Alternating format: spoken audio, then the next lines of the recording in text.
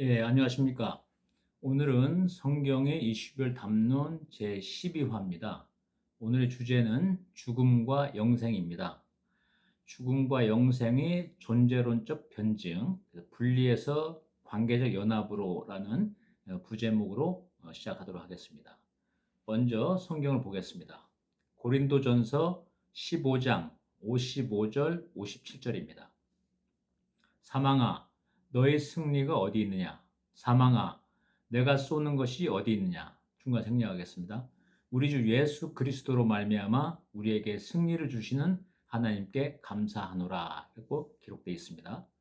기독교 구속사에서 죽음, the death와 영생, eternal life는 단순한 생물학적 종말이나 시간의 무한 연장을 의미하지 않습니다. 이는 우주적 마스터 플랜 속에서 벌어지는 관계의 단절과 회복이자 신성한 생명 에너지의 격리와 공급이라는 존재론적 사건입니다. 본 담론에서 죄와 사망의 메커니즘을 밝힌 담론 제10화의 논지와 하나님의 본질적 성품을 다룬 담론 제11화의 토대 위에서 죽음의 정체와 영생의 질적 실체를 완벽하게 논증해 보고자 합니다. 제1절입니다. 죽음이 성경적 정의입니다. 분리, separation의 메커니즘입니다. 성경이 선포하는 죽음의 본질은 소멸이 아니라 분리입니다. 이는 창조주의 공급망으로부터 단절되는 현상입니다. 죽음이 5가지 구조, 오중적 구조를 살펴보겠습니다. 첫째는 영적 죽음입니다. 하나님과의 관계가 단절되는 거죠. 아담과 하와가 선악과를 먹는 순간 그들은 즉시 영적으로 죽었습니다. 창세기 2장 17절에 잘 나와 있습니다. 이는 생명의 원천이신 창조주로부터 영적 플러그가 뽑힌 상태를 의미합니다. 두 번째는 육체적 죽음입니다. 몸과 영혼의 분리죠. 영적 죽음의 결과로 영적 공급이 끊기자 엔트로피 법칙, 모든 것이 이제 늙고 쇠하고 사라지는 거죠. 엔트로피 법칙이 육체에 적용되어 흙과 영으로 분리되는 생물학적 사망이 뒤따릅니다. 창세기 35장 18절, 전도서 12장 7절에 나와 있습니다. 흙은 땅으로, 영은 그것을 주인 하나님께로 돌아가리로다 라고 기록되어 있습니다. 세 번째는 죄의 삭스로의 죽음입니다. 로마서 5장 12절입니다. 한 사람으로 말미암아 죄가 세상에 들어오고 죄로 말미암아 사망에 들어왔나니 이와 같이 모든 사람이 죄를 지었으므로 사망이 모든 사람에게 미쳤느니라 라고 기록되어 있고요. 로마서 6장 23절입니다. 죄의 삭슨 사망이요 하나님의 은사는 그리스도 예수 우리 주 안에 있는 영생이니라 라고 말씀하고 있습니다. 네 번째는 둘째 사망입니다. 이건 영원한 사법적 격리를 말합니다. 예수 그리스도의 최종 심판 후 불신자들에게 임하는 영원한 분리입니다. 요한계시록 20장 14절부터 15절, 21장 8절에 나와 있습니다. 신학적으로 불호수, 지옥이죠. 불호수는 하나님이 계시지 않는 곳이 아니라 하나님의 사랑과 은혜의 에너지가 완전히 차단되고 오직 거룩한 공의의 진노만이 영원히 집행되는 사법적 고통의 처소입니다. 다섯 번째는 죽음은 마지막 원수, last enemy라고 표현되어 있습니다. 고린도전서 15장 26절입니다. 멸망받을 마지막 원수는 사망이니라. 예수님이 십자가와 부활이 이 원수를 이기는 승리였습니다. 이렇게 5가지 의미의 죽음의 개념이 있는 거고요. 두 번째는 우리가 전에 다뤘던 제10화, 죄와 사망이었죠. 11화는 하나님의 성품, 특질을 다뤘는데요. 그 두 담론과의 유기적 관계를 한번 살펴보겠습니다. 제10화와의 연결입니다. 죄의 삭슬과 연결되는 건데요. 로마서 5장 12절과 6장 23절이 증언하듯 죽음은 자연스러운 진화의 과정이 아니라 죄의 사법적 대가입니다. 죄는 불순종을 통해 우주의 법적 질서를 파괴한 행위이며 법을 위반한 피조물에게 부과된 우주 법정의 최종 선고가 바로 사망입니다. 죽음은 우주를 위협하는 가장 강력한 원수. 고린도전서 15장 26절에 우리가 조금 전에 살펴봤죠. 규정이 됩니다. 제11화와의 연결입니다. 공의 발현입니다. 하나님은 불변하시며 절대 공의로우신 분입니다. 따라서 죄를 묵인하는 것은 하나님의 성품 자체를 부정하는 모순이 됩니다. 죽음이라는 형벌이 우주에 존재하는 이유는 죄인을 향한 하나님의 절대 공의가 타협 없이 엄격하게 집행되고 있음을 보여주는 존재론적 증거입니다. 제2절입니다. 영생, 이터널 라이프죠. 영생의 질적 실체를 살펴보겠습니다. 이거는 관계적 연합과 신성의 참여입니다. 영생, 이터널 라이프의 성경적 의미는 단순히 시간적으로 끝없이 사는 것이 아니라 하나님이 생명, 조이라고 하죠. 하나님이 영생을 갈 수 있는 생명력을 조이라고 하는데 조이에 참여하는 질적 생명입니다. 지금 이 땅에서부터 시작됩니다. 그러면 생명과 관련된 몇 개의 단어가 있는데 잠깐 살펴보겠습니다. 조이는 단순한 생존이 아니라 하나님으로부터 오는 생명이라서 영원한 생명, 영생을 의미합니다. 그리고 생명에는 조이 말고 바이오스라고도 있는데 이거는 육체적, 물질적 생명입니다. 바이올로지의 어원이 되는 거고요. 또 생명에는 사이크라는 게 있습니다. 이거는 정신, 혼, 자아 등 인격적 생명으로서 사이콜로지의 어원이 됩니다. 그리고 또 생명에는 뉴마라는 용어도 쓰는데 이거는 인간의 영, 스피릿, 호흡과 관련돼서 뉴마가 살아날 때 조이가 흘러나온다고 신학에서 해석합니다. 그래서 조이, 바이오스, 사이크, 뉴마라는 용어가 쓰고 있는데 하나님으로 나오는 생명력, 즉 영생이죠. 영원히 사는 것은 조이라고 표현을 합니다. 영생은 단순히 시공간적으로 끝없이 생명을 연장하는 양적 개념이 아니라 하나님이 신성한 생명에 접붙임받는, 즉 연합되는 질적인 개념입니다.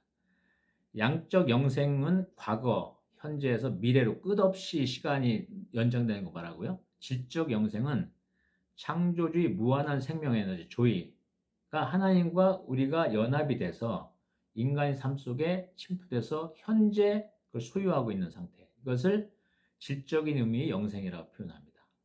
첫 번째, 영생의 핵심 정의와 이중적 성격을 알아보도록 하겠습니다. 인격적 관계성입니다.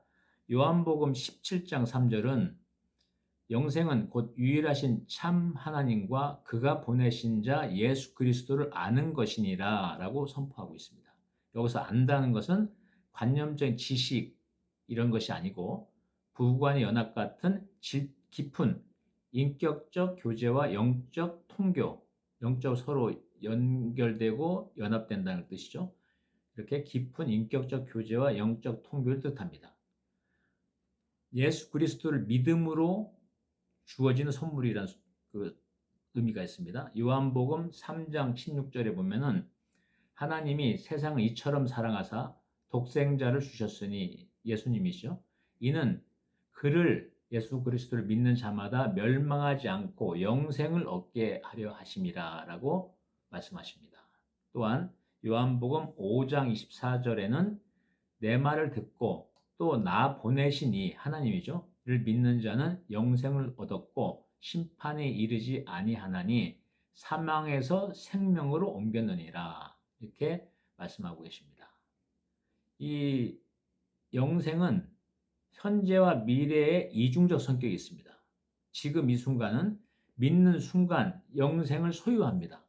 요한복음 3장 36절, 그 다음에 요한일서 5장 11절에서 13절에 보면은 그리스도 안에 있는 자는 이미 사망에서 생명을 옮겨졌다라고 해서 지금 바로 영생을 소유하는 것입니다.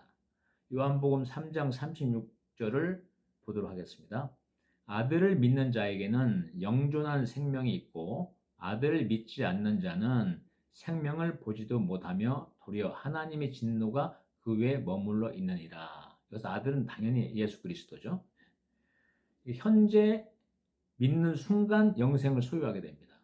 미래에는 육체의 부활과 완전한 하나님 나라에서 영원한 삶을 갖게 됩니다. 그래서 지금과 미래에 다 연결된 이중적 성격을 갖고 있는 겁니다. 요한복음 11장 25절, 26절을 보겠습니다.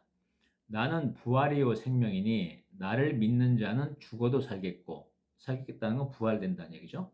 누구든지 살아서 나를 믿는 자는 결코 영원히 죽지 아니하리니, 이렇게 되어 있습니다. 그래서 그 살아서 믿는 자는 바로 영생을 소유하게 되는 겁니다. 지금 당장. 그리고 미래에는 육체의 부활과 함께 하나님 나라에서 영원한 삶을 살게 되는 거죠. 그리고 이미와 아직, already but not yet 이라는 측면이 있습니다. 영생은 죽은 후에나 시작되는 것이 아니라 예수 그리스도 믿고 연합하는 지금 이 순간 이미 소유하는 현재적 실제입니다. 아까 알아본 요한복음 3장 36절, 요한복음 5장 24절, 믿는 자는 영존한 생명이라고 기재되어 있습니다. 기록이 되어 있고요. 동시에 주님이 재림 때 돌아가신 분이 부활을 하시거든요. 돌아가신 성도님들이 동시에 주님의 재림 때 일어날 육체의 부활과 완전한 하나님 나라에서 누릴 미래적 완성의 성격을 동시에 이중적으로 갖고 있습니다. 그래서 요한복음 11장 25절부터 26절에 잘 설명되어 있고 말씀으로 나와 있습니다. 두 번째는 제11화 하나님의 성품과의 유기적 관계입니다. 아가페 사랑과 은혜의 절정이죠. 자격 없는 죄인에게 영생을 선물로 주시는 것. 요한복음 3장 16절, 5장 24절에 잘 말씀되어 있습니다. 자격 없는 죄인에게 영생을 선물로 주시는 것은 하나님의 은혜와 사랑이라는 공유적 속성, 제11화에서 이걸 다뤘죠. 담론에서. 공유적 속성에서 발원합니다. 영생은 인간이 율법적 행위로 획득할 수 있는 에너지가 아니라 창조주가 그리스도를 통해 값없이 흘려 보내주시는 무한한 생명 에너지, 조이의 주입입니다. 그래서 이 조이가 하나님으로부터 예수 그리스도를 통해서 우리 성도들한테 주입되기 때문에 영생을 하게 되는 겁니다. 3절은 그리스도의 구속사역, 죽음에서 영생으로의 우주적 대전환입니다. 아담에 의해 우주 안으로 침투한 죽음의 지배력은 둘째 아담이신 예수 그리스도의 구속적 공효를 통해 영생의 지배력으로 완전히 역전됩니다. 고린도전서 15장 21절에서 22절에 나와 있습니다. 아담으로 인해 죽음이 들어왔으나 둘째 아담 예수 그리스도로 인해 생명이 들어왔습니다. 고린도전서 15장 21절 22절을 살펴보겠습니다. 사망이 사람을 통해 임한 것 같이 죽은 자들의 부활도 사람을 통해 임하였나니 아담 안에서 모든 사람이 죽는 것 같이 그리스도 안에서 모든 사람이 살게 되리라. 이렇게 나와 있습니다. 그래서 십자가는 죽음의 형벌, 죄의 삭을 대신 짊어지신 거죠. 그래서 사탄이 공중 권세를 가지면서 죽음을 통해서 인간을 억압한 거에 대해서 죄값을 예수 그리스도께서 우리를 대신해서 아무런 죄 없음에도 불구하고 대신해서 몸값을 치른 겁니다. 부활은 죽음을 이기고 부활의 첫 열매가 된 것이 예수 그리스도죠. 우리 성도들은 그 다음에 이제 열매가 되는 거고요. 이거 고린도전서 15장 20절에 나오는 얘기입니다. 그리고 믿는 자에게는 육체적 죽음이 잠드는 것.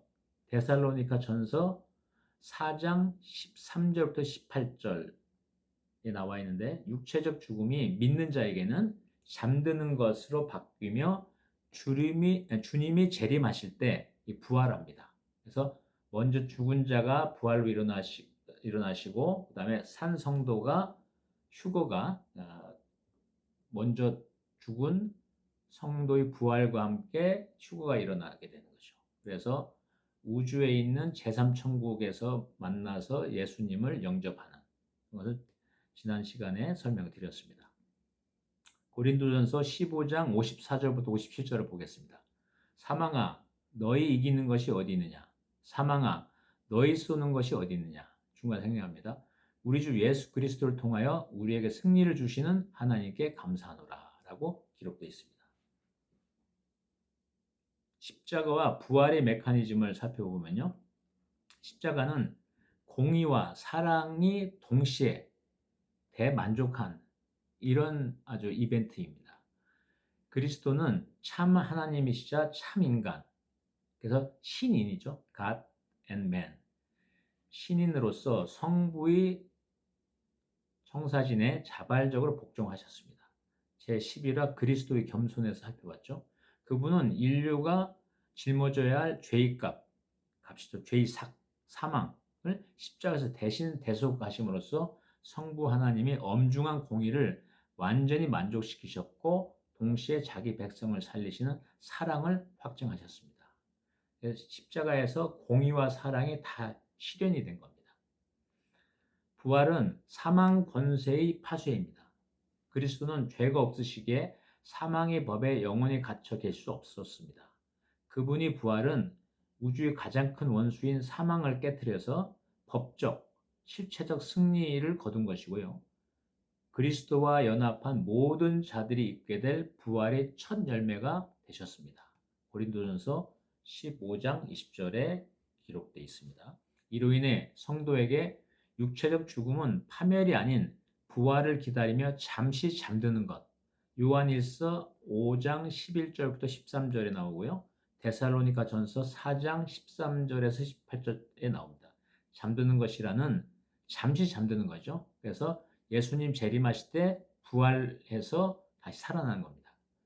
잠시 잠드는 것이란 영광스러운 성격의 변화를 맞이하게 됩니다. 4절입니다. 실천적 함의에 대해서 한번 보겠습니다. 거룩한 종말론적 삶으로의 도전이라고 볼 수 있죠. 이 존재론적 전환을 통과한 성도의 삶은 죽음을 대한 태도와 삶의 동기에서 완전히 차별화됩니다. 성도의 죽음에 대한 태도는 두려워하지 말고 소망으로 보라. 그래서 빌립보서 1장 21절에 내게는 사는 것이 그리스도시요 죽는 것이 이득이니라 라고 이렇게 기록이 되어 있습니다. 영생이 확신입니다. 그리스도를 믿음으로 영생은 이미 받은 선물입니다. 아까 앞에서 살펴본 대로요. 요한일서 5장 13절에 또 기록이 되어 있습니다. 삶의 동기는 영생을 소망하며 거룩하게 하나님 나라를 위해 사는 것입니다. 베드로후서 3장 11절부터 13절에 나와 있는데 잠깐 내용을 살펴보겠습니다. 주의 날이 오리니 하늘이 사라지고 땅과 원소들이 불에 녹으며 지구가 정화되는 거죠. 중간 생략하겠습니다. 거룩한 행실 속에서 하나님을 따르는 가운데 중간 생략하겠습니다. 그분이 약속에 따라 공의가 거하는 새하늘 새 땅을 기다리는도다 라고 기록되어 있습니다. 성경은 죽음을 끝이 아닌 전환점으로 영생을 예수님과의 관계로 제시합니다. 죽음은 죄의 결과지만 그리스도 안에서 승리한 현실이며 영생은 오늘부터입니다. 미래의 일이 아니고요. 오늘부터 누리는 하나님과의 교제입니다. 죽음에 대한 승리적 태도가 중요합니다.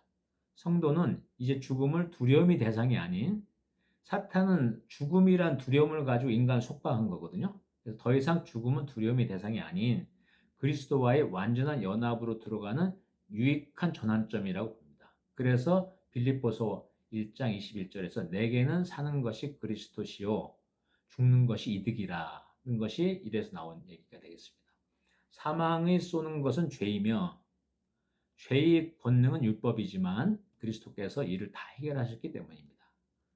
현실적 영생의 누림입니다. 영생은 이미 소유를 우리가 했죠. 성도들은요. 소유한 자는 이 땅의 유한한 물질과 가치에 지배당하지 않습니다.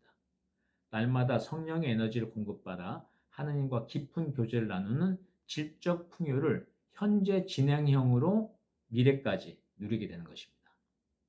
소망 중심의 거룩한 삶이 필요합니다. 다가올 새하늘 새 땅, 또 지구 천국이죠.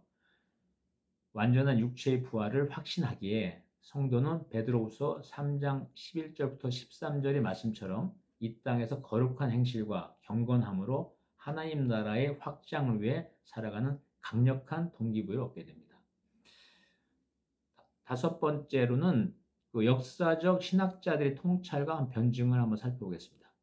죽음과 영생의 구속사적 대전환에 대해 역사 속의 위대한 신학자들은 다음과 같이 치밀하게 변증을 했습니다.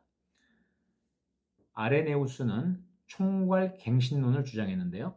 하나님의 아들이 인간이 되신 것은 인간으로 하여금 하나님의 아들이 되게 하려 하심이다 라고 그렇게 말씀하셨고요. 이레네우스는 그리스도가 인류의 모든 발달 단계를 친히 거치시며 아담이 실패한 자리를 총괄갱신 하셨다고 보았습니다. 그분은 죽음의 영역까지 친히 내려가 가두어진 인류를 이끌고 영생 영역으로 상향 이동시키셨습니다. 이건 나중에 다른 담론에서 다루도록 하겠습니다. 마틴 루터는 위대한 교환이라고 요약을 했습니다. 그리스도는 십자가에서 인간의 죄와 죽음을 가져가시고 인간에게 자신의 의와 영원한 생명을 주셨습니다. 루터는 법정적 개념을 넘어서 그리스도와 신자의 연합을 통해 일어나는 위대한 교환으로 죽음과 영생의 전환을 설명했습니다. 죄인의 죽음은 그리스도 것이 되었고 그리스도의 무한한 생명은 성도의 것이 되었습니다. 카를 바르트는 관계론적 실제라고 정리를 하셨습니다. 죽음은 인간 실존의 한계이지만 그리스도 안에서 그 한계는 절망이 아니라 하나님이 은혜를 발견하는 처소가 된다라고 정리를 하셨습니다. 바르트는 영생을 시간이 무한한 연장으로 보는 현대적 오류를 비판했습니다. 그에게는 영생은 예수 그리스도라는 인격적 사건 안에서 하나님과 완전히 올바른 관계를 맺고 그분의 신성에 참여하는 실제 리얼리티였습니다. 6절은 죽음과 영생의 다차원적 요소를 살펴보겠습니다. 한 개인이나 그런 차원이 아니고 우주적인 차원이라는 뜻입니다. 우주적 청산과 구조적 갱신에 관해서 살펴보도록 하겠습니다. 먼저 성경을 보겠습니다. 요한계시록 21장 5절입니다. 보라, 내가 만물을 새롭게 하노라 하시고 또 이르시되 이 말은 신실하고 참되니 기록하라 하시고 이렇게 말씀하셨습니다. 죽음과 영생은 개별 인간의 내면적 변화에만 머무는 사건이 아닙니다. 이것은 사탄이 오염시킨 우주적 시공간의 법적 청산이자 창조주께서 물질계를 완전히 재조립하시는 구조적 갱신입니다. 기독교 신학이 증명하는 죽음과 영생의 심층적 3요소를 논증하도록 하겠습니다. 첫째는 죽음의 요소는 사탄이 법적 지배권의 종말입니다. 성경에서 죽음은 단순한 생물학적 현상이 아니라 사탄이 인류를 지배하고 법적 고발, 고소하는 거죠. 참소하기 위해 사용했던 가장 강력한 법적 무기였습니다. 이렇게 죄를 졌으니 인간 죽어야 된다라고 고소하고 고발하고 참소를 하는 거죠. 성경 근거를 보겠습니다. 히브리서 2장 14절 15절입니다. 죽음이 세력을 잡은 자, 곧 마귀를 멸하시며 사탄을 멸하시며 또 죽기를 무서워함으로 한평생 매여 종로로 타는 모든 자들, 인간들을 놓아주려 하심이니 라고 기록되어 있고요. 요한일서 3장 8절에는 죄를 범하는 자는 마귀에게 속하나니 마귀는 처음부터 죄를 짓느니라. 하나님의 아들이 나타나신 목적은 이것이니 곧 그분께서 예수 그리스도께서 마귀의 일들을 멸하시려는 것이라. 마귀를 멸하기 위해서 이 땅에 오신 거죠. 신학적 해석을 보겠습니다. 전에 우리가 다뤘던 제10화 담론과 제11화 담론과의 관계에서 보겠습니다. 제10화는 죄와 사망을 다루는데 죄와 사망의 고도화입니다. 사탄은 인류가 지은 죄를 빌미로 우주 법정에서 인간이 영원한 사망을 당당하게 요구를 해왔습니다. 죄가 있는 한 하나님의 공의는 사망을 선고해야만 했기 때문입니다. 즉 사망은 사탄이 인류를 묶어둔 합법적 쇠사슬이었습니다. 사탄이 도구였죠. 이 죽음이란 게요. 우리 11화 담론에서는 하나님의 성품을 다뤘는데 그 발현입니다. 그리스도께서는 인류 대신 율법의 요구, 사망을 완벽하게 집행당하심으로써 사탄이 쥐고 있던 합법적 참소권을 완전히 빼앗아 버렸습니다. 하나님의 절대 공의가 십자가에서 만족되는 순간 사탄의 무기는 완전히 무력화되었습니다. 신학자의 견해를 보겠습니다. 교부 오리게네스와 그레고리우스는 이를 사탄에게 지불한 몸값, 영어로 ransom to 사탄 이론을 주장하셨고요. 혹은 낚시 속임수, fish hook 비유를 들어 설명했습니다. 즉 그리스도 인성, 육체이라는 미끼를 사탄이 덥석 물었으나 그 안에 숨겨진 신성의 권능, 무한한 에너지죠. 를 감당하지 못해 사탄이 이빨, 즉 사망의 권세를 뚫켜주고 인간을 노예로 만들었지 않습니까? 이빨이 완전히 부서졌다는 법적 존재론적 통찰입니다. 두 번째는 영생 요소로 피조 세계 전체 우주적 회복입니다. 영생은 인간 영혼만 쏙 빠져나가 천국으로 가는 이원적인 사건이 아닙니다. 영생의 최종 완성은 저주 아래 신음하던 물질계와 우주 전체가 신성한 생명 에너지, 하나님으로 나오는 영생의 에너지죠. joy로 가득 채워지는 우주적 갱신, 우주적 구조 조정입니다. 성경 근거를 보겠습니다. 로마서 8장 19절 22절입니다. 피조물이 고대한 바는 하나님의 아들들이 나타나는 것이니 중간 생략가 있습니다. 피조물도 우주 전체의 삼라만상도 썩어짐의 종로로 엔트로피에서 사라져가는 죽는 죽음이죠. 죽음으로부터 해방되어라고 기록되어 있습니다. 또한 요한계시록 21장 1절에 보면 새하늘 새 땅에 관한 자세한 내용이 설명되어 있습니다. 신학적 해석을 보겠습니다. 아담이 타락, 우리 담론 제18에서 봤었죠. 아담이 타락으로 인해 인간뿐만 아니라 우주 만물과 자연계 전체의 엔트로피 법칙, 즉 모든 게 사라지는, 죽고 노쇠하고 쇠퇴하고 결국은 다 사라지는 이것을 엔트로피 법칙이라는데요. 엔트로피 법칙과 썩어짐의 저주가 임했습니다. 따라서 영생의 완성은 인간의 부활을 넘어서 우주 만물의 분자 구조와 환경 전체가 하나님의 영광스러운 은혜의 에너지, 우리 담론 제11화에서 집중적으로 다뤘습니다. 하나님의 영광스러운 은혜의 에너지로 재조립되어 소멸과 부패가 없는 완전한 형태로 양식으로 복원되는 것을 의미합니다. 신학자의 견해를 보면 20세기 최고의 복음주의 신학자 라이트는 그에 져서 마침내 드러난 하나님 나라에서 기독교의 영생은 공중으로 떠나는 것이 아니라 하늘과 땅이 완전히 중첩되어 이 땅에 임하는 새하늘 새 땅, 즉 지구천국이죠. 의 실제라고 강하게 변증했습니다.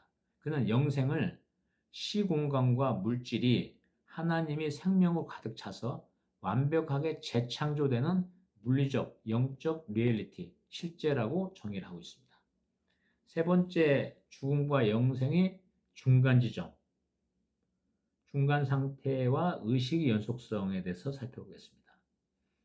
육체적 죽음, 분리되는 거죠. 육체적 죽음 이후 주님 재림 때까지 그 중간에 있는 것을 다루는 겁니다. 육체적 죽음 이후 주님 재림 때 일어날 최종 부활, 영생의 완성이죠. 최종 부활 사이에 죽은 다음에 부활하게 돼 예수 그리스도께서 재림하실 때 부활하게 되는데 그 사이 어떻게 됐냐를 논증하는 겁니다. 사이에는 인간이 영혼이 거하는 중간 상태의 존재의 특성을 이렇게 설명하고 있습니다. 인간 역사적 삶은 육체적 죽음에다가 중간 단계에서는 성도는 낙원, 불순종한 존재들, 불순종 인간이든 영적 존재든 간은 음부, 그리고 재림과 최종 부활에서 낙원에 있다가 영생에서 천국으로 가는 거고요. 음부에 있다가 둘째 사망, 그리고 불옷으로 가는 겁니다. 그래서 육체적 죽음은 개인적인 종말이죠. 개인적 종말론인데 재림과 최종 부활은 우주적인 종말을 말합니다. 성경 근거를 보겠습니다. 누가복음 23장 43절입니다. 오늘 내가 나와 함께 낙원에 있으리라 라고 말씀하셨고요. 빌립보서 1장 23절에 죽어서 그리스도와 함께 있는 것이 훨씬 더 좋은 일이라 것입니다. 신학적 해석을 해보면 영적으로 그리스도와 연합된 성도들은 육체적 죽음을 맞이하는 즉시 영혼이 잠드는 무의식이 되는 것이 아니라 의식을 가진 상태로 낙원에서 파라다이스에서 주님과 깊은 영적 통교를 누립니다.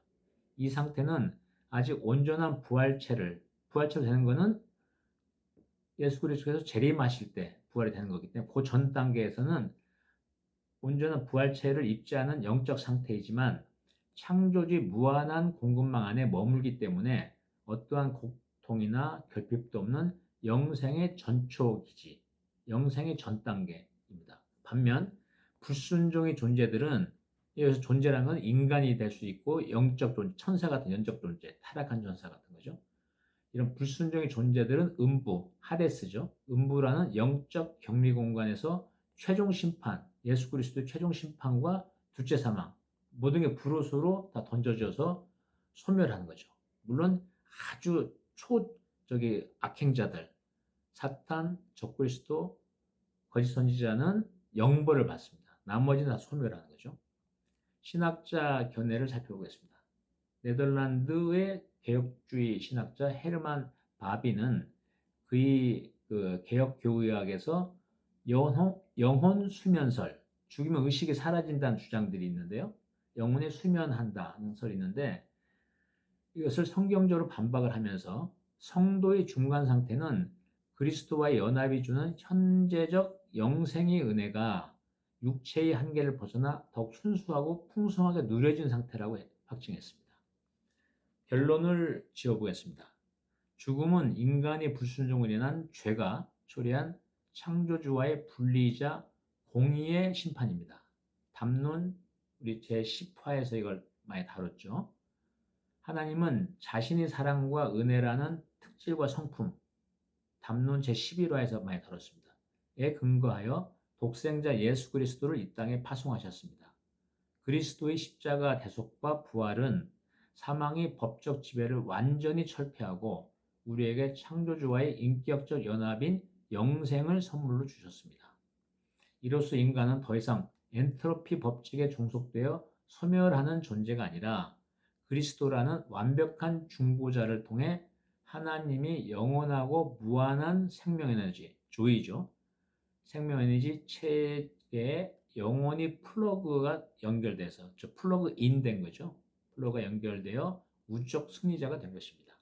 이 명확한 구속사적 메커니즘은 성경 역사 14,000년의 연대기에 도도히 흐르는 인간 역사를 관통하는 가장 위대한 변증이자 승전보입니다.